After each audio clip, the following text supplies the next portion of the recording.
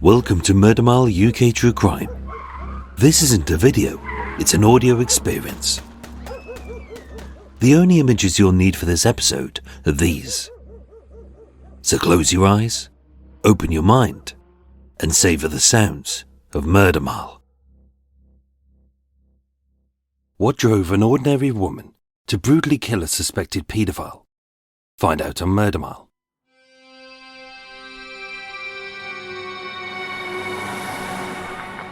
Today I'm standing on Salisbury Street in Acton, W3, 4 streets east of the home of the predatory paedophile known as the Beast, 2 streets west of the tragic killing of Dylan Freeman by his mum, and a short walk north of the last hiccup by the hungry Satanist, coming soon to Murder Mile. Just off Acton's High Street, where pound shops spawn like bacteria in a petri dish, where vape shops are as common as the cold, and where the swimming baths probably host a competition for the best veruca. At the back of the Acton Centre sits Salisbury Street, a one-way thoroughfare comprising of a few flats, a bus stop, some sapling trees, 2 wide paths, and on the corner of Acton Lane, 8 tubular bike racks. It looks innocent enough, like the kind of place a drunk would be cautioned for whittling, or an argument may erupt when an officious traffic warden slaps a fine on the car for overstaying for 6 whole seconds.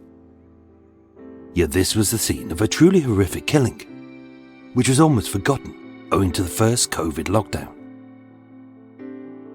It was a case fueled by the fears of a nation, as every mother held their babies tight, feeling let down by the law, as sex pests and grooming gangs stalked every street.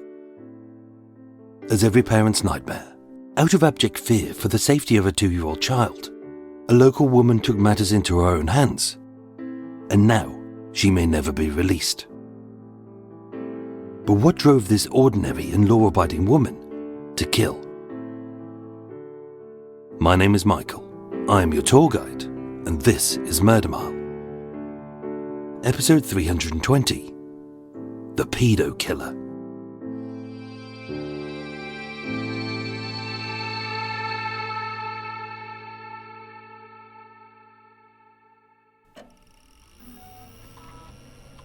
On the 14th of May 2019, the UK's National Crime Agency reported that the number of Britons with a sexual interest in children may be 7 times higher than previously thought, after investigators found 144,000 accounts linked to paedophilia on the dark web connected to British citizens.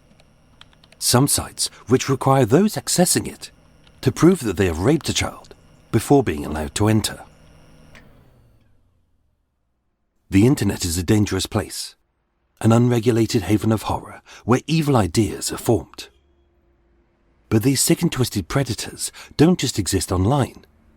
They're real, they're here, and many are anonymous. They could be anyone, a friend, a neighbour, a loved one, a trusted ally, or a total stranger.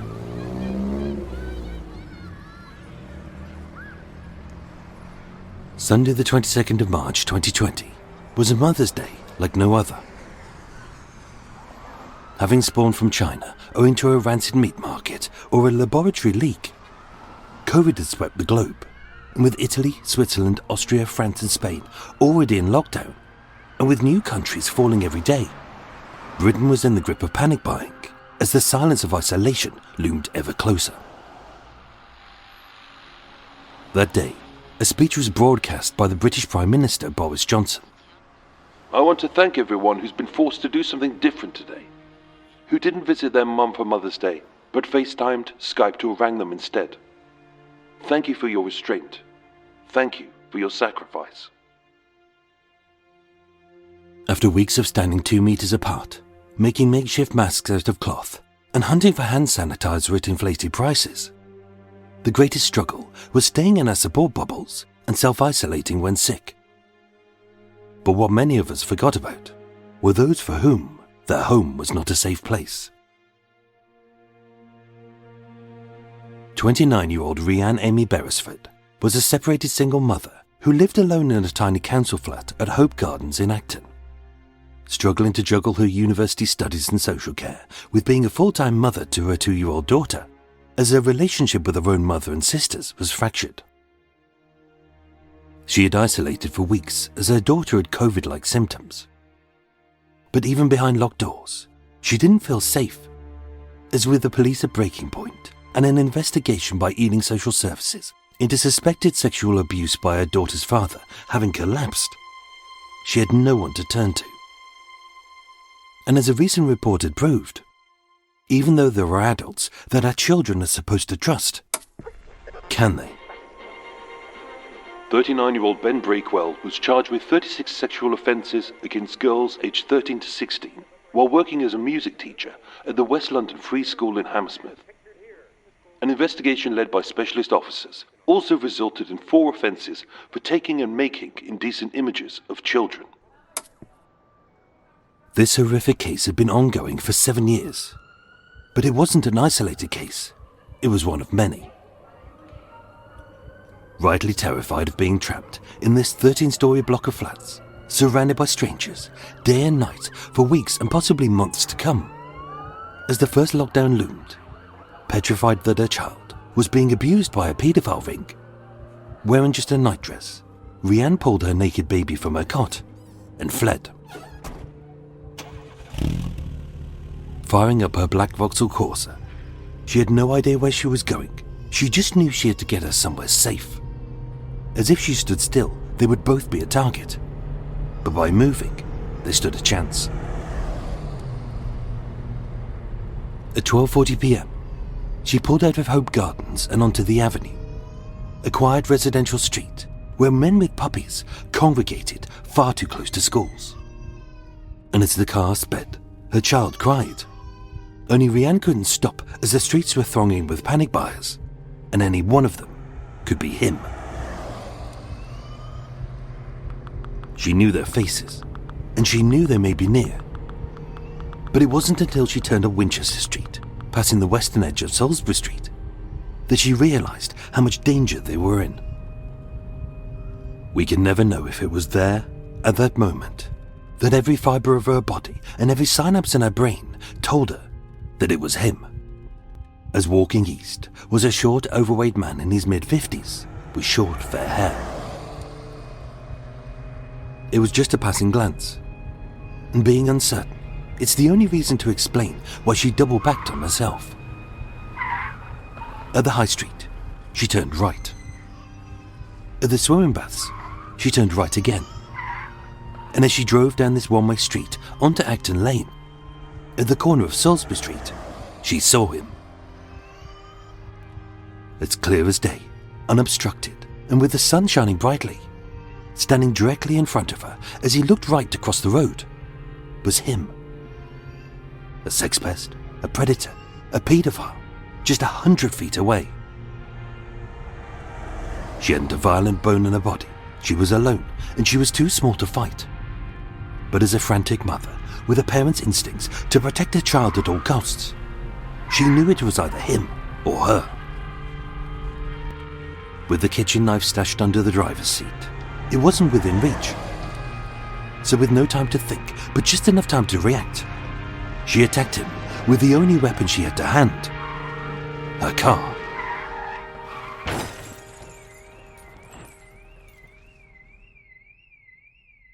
That was just the beginning. As furiously, even though he lay buckled under the wheels, she made sure that he was dead. And as a second predator ran to his aid, grabbing the knife, even as the police sped in, she stabbed the other sex pest several times, screaming aloud, "I stabbed him. He's a paedophile." She risked everything, her life, her home, and her future. She'd killed one man, she nearly killed a second, and she left her daughter without a mother, and she may never be released. But what horrors happened which drove this ordinary, passive, and unassuming woman to kill?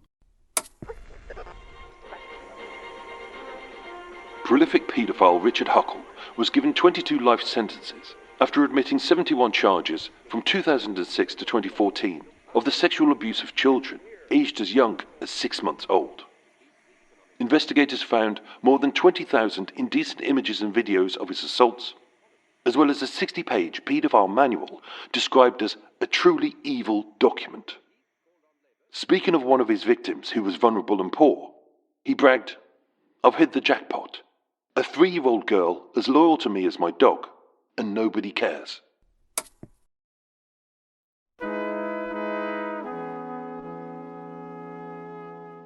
Rhian Beresford was born on the 17th of July 1991 as one of at least 4 children to a Ghanaian family who in her lifetime had always lived in London.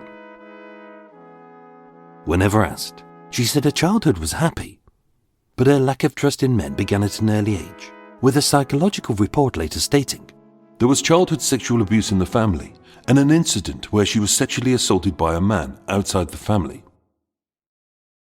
It was an unbearable pain she kept bottled up for years, only pacifying it with cannabis and alcohol. In May 2008, aged just 16, having struggled at school, she was first referred to Ealing Social Services as it was said her mother was planning to take her to a boarding school in Ghana and leave her there. She was young, vulnerable, alone, and felt like she was fighting against the world that was against her. Clearly smart and talented, she studied drama at university, but plagued with anxiety, depression, and suicidal thoughts owing to unresolved childhood trauma. She took a year out to try and rescue her mental health before completing her degree. But what she needed was stability, a job, a home, and maybe a family. On the 7th of May 2013, Rhian was rushed to A&E at Ealing Hospital. Having become over-reliant on alcohol and weed to calm her brain, she was intoxicated, aggressive, and suicidal. Assessed as low risk of self-harm or harm to others, she wasn't diagnosed as traumatized or in need of counseling, but with no evidence of mental illness, the primary trigger was substance abuse. This was a deadly mistake. In 2016, following her father's death, the next 3.5 years, in which Rhian should have been under the care of the West London Trust, was later described by a tribunal as suffering drift. As not only did Rhian ignore calls, letters and appointments sent by doctors and psychiatrists to assess her mental state, sometimes for logical reasons like moving house, but follow-up calls weren't chased by the doctors. Her diagnosis was frequently changed, and she was batted between departments. No wonder she had no faith in her caregivers. On the 24th of September 2016, police were called to her flat, being suicidal as a friend of hers had taken her life. Again, assessed as low risk, it was written up as substance abuse rather than childhood trauma. She was given antidepressants. A crisis plan was signed off, but again, it began to drift. By 2016, aged 25, she had learned to rely on just one person, herself. But her life was about to change. On the 29th of March 2018, Rhian gave birth to a daughter who was happy and healthy. Being solely responsible for such a tiny tragic life rewired Rhian's mindset and gave her drive and focus. She sorted out her unstable housing situation with the council. She received counselling through the church. She took St. John's wort to help her mood swings. And having quit drinking and drugs, she was doing well. Assessed by a GP, although the baby's father wasn't part of her life, medical notes state she had no thoughts of self-harm. The baby looks happy and well cared for. But one side effect was a diagnosis of obsessive-compulsive disorder and mixed personality disorder due to substances in remission. Again, a crisis plan was signed off. But again, it all began to drift as her new diagnosis led to confusion. As a young single mum from a fractured family, stuck in a bureaucratic loop between several mental health facilities, although her baby's father hadn't been part of her life since her pregnancy, he finally stepped up to take custody of her daughter, giving Rhian a chance to sort out her life and her mind. 2 years later, she brutally murdered a man with a car to protect her child. But why? Damon Scott, a prolific paedophile, was jailed for 21 years and put on the sex offenders register for life for 17 counts of encouraging others to commit sexual assaults and rape on children and even a baby.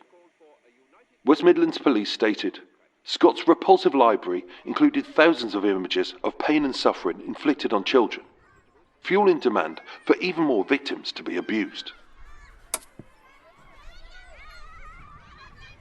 By the summer of 2019, Rhian's medical notes stated, She is no longer using cannabis or alcohol. There are no thoughts of suicide. Her family are supportive. But with repeated inconsistencies in her care, owing to a confusing diagnosis, the crisis plan had again drifted and they were running out of options. When asked, Rhian always said that she was doing well. She was studying full-time for a degree in social work. She was taking sertraline, a mild antidepressant solely as a preventative. She was receiving counselling at university for extra support, and she no longer had suicidal thoughts. On the 8th of November 2019, a routine referral was made by the Ealing Crisis and Treatment Team, but this got lost in the system. Again her care began to drift, but by then, Rhian was distracted by a much greater issue. In December 2019, Rhian took her 18-month-old daughter to St Mary's Hospital in Paddington, seeking an examination, as she believed her daughter had been sexually assaulted by her biological father. Across 3 months, an investigation was conducted by the police, doctors and Ealing Social Services, with a family assessment undertaken as this was a very serious accusation. It was concluded that the threshold was not met for a full child protection investigation. A psychiatrist stated, There was consideration of whether she had transferred her own childhood sexual abuse onto her daughter's father. That is, she might feel worried about her daughter in her father's care, even though she is completely safe. Rhian's mental deterioration was questioned, as well as her capacity to care for her child. But with this not followed up, her social care ended on the 23rd of December 2019. In short, there were some tentative, non-specific suggestions in the local authority record that her mental health difficulties may have influenced her concerns relating to the allegations of abuse of her daughter. By Christmas, Rhian's mental health was at breaking point. With no faith in the system, no trust in men, and an unresolved psychological trauma whose treatment had been masked by drugs and alcohol, she needed help. But as 2019 turned to 2020, the world was bracing itself for disaster.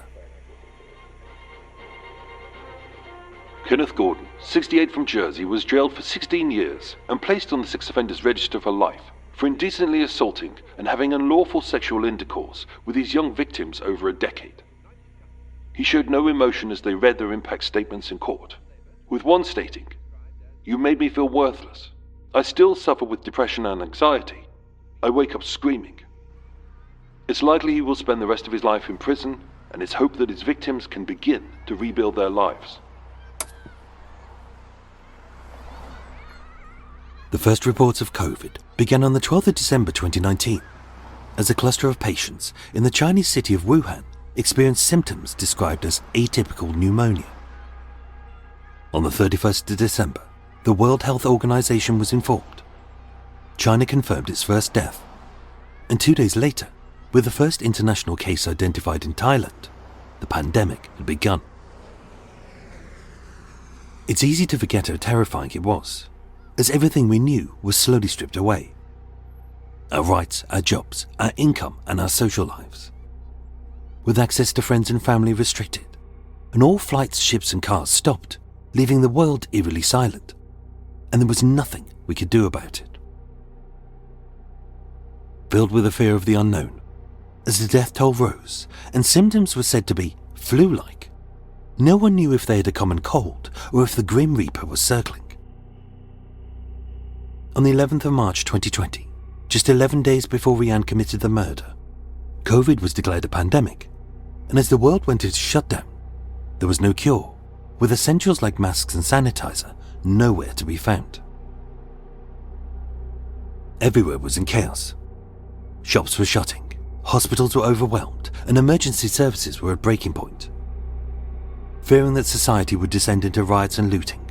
Not only did we worry, What will I eat? How will I earn? What if I get sick? What if my lights fail? What if I need help? even the sanest citizen became more paranoid as everything we knew was taken away.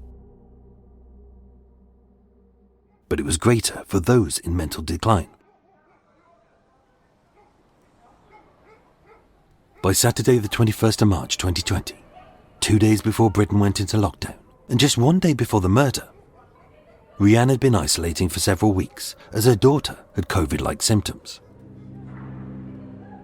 Living alone, with no one to talk to, in a dirty, badly maintained 13-storey block of council flats, day and night, for what may become weeks or even months.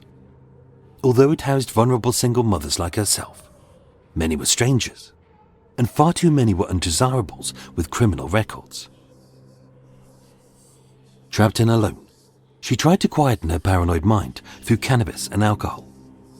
But again, it muddied her thoughts, frayed her nerves, and made her distrust any men or authority figures after the collapse of the investigation into the suspected sexual assaults at the hands of her baby's father. Rhian was convinced it was true, but there was no evidence. She believed her baby was being abused by a paedophile ring, but the only proof of this were the voices in her head. Like the childhood trauma which had plagued her, she kept that a secret from her doctors and psychiatrists.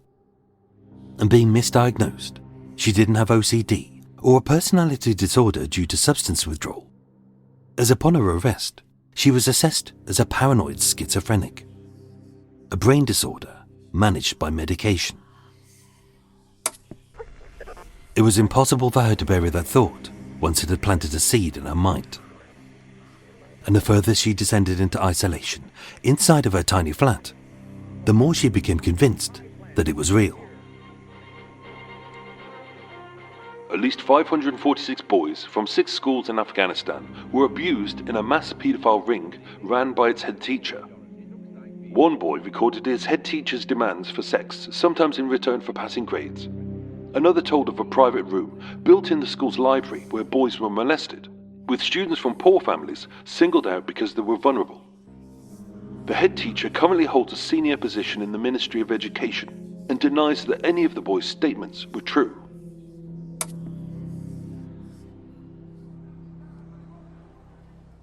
Becoming fixated, Rhian believed that paedophilia was everywhere, as the vile deeds of sex pests filled every news channel.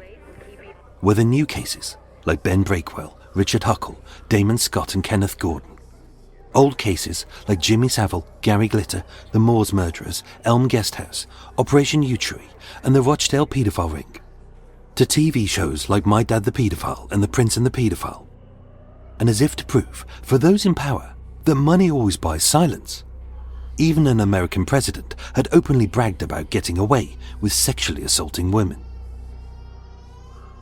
The algorithm had her in its grip. As the second she typed paedophile into her phone, that's what it fed her, day and night, and as a paranoid unmedicated single mother, that's all she would ever see. That night she hadn't slept, as she was terrified that when the lockdown happened, the paedophiles would come and steal her daughter. And as that nightmare plagued her, even cannabis couldn't calm her.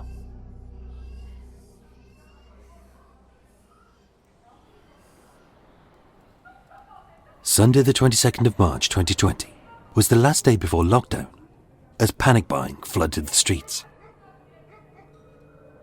Exhausted and emotional, crippled by fear, even though she was only partially dressed, Rhian grabbed her 2-year-old daughter and haphazardly strapped her into the backseat of the car, wailing and naked, as her deranged mother sped at speed in the Vauxhall Corsa, fleeing from the monsters who only existed in her mind.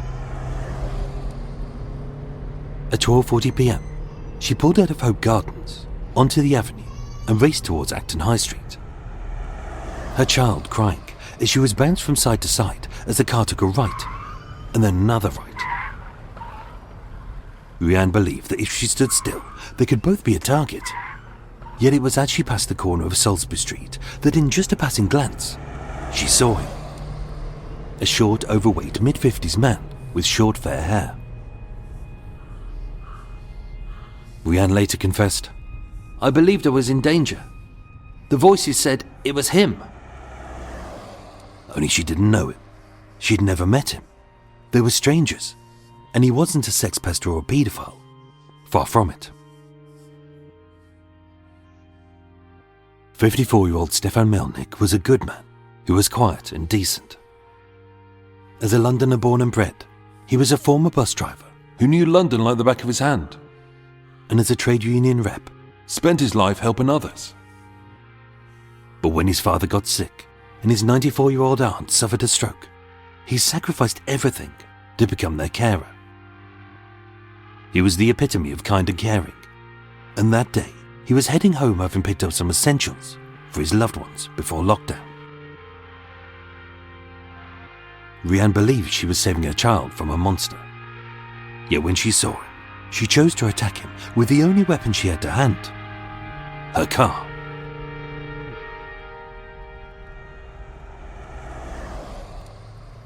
A team of engineers for Thames Water were working nearby and witnessed the scene.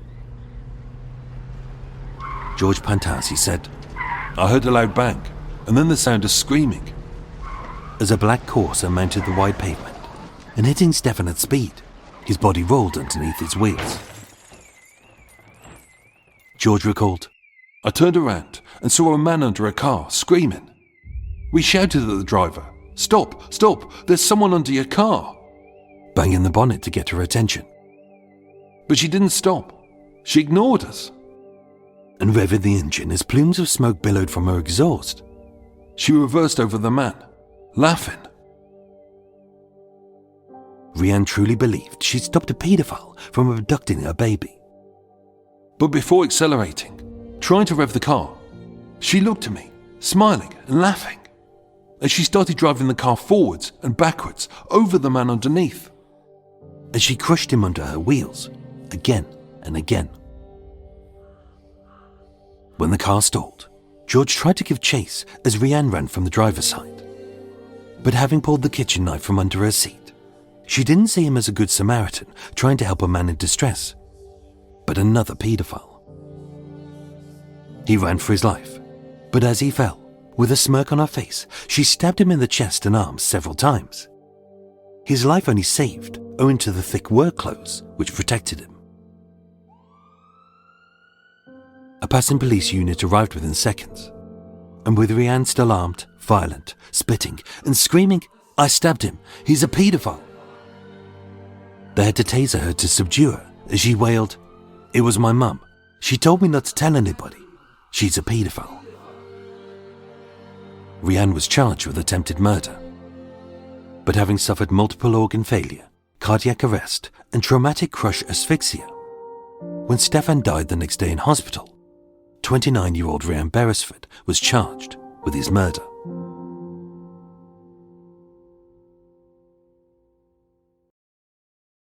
Research by the London Violence Research Unit states that Mental health plays a much greater factor in the UK's homicide rate than drugs or gangs, with most killings being potentially preventable.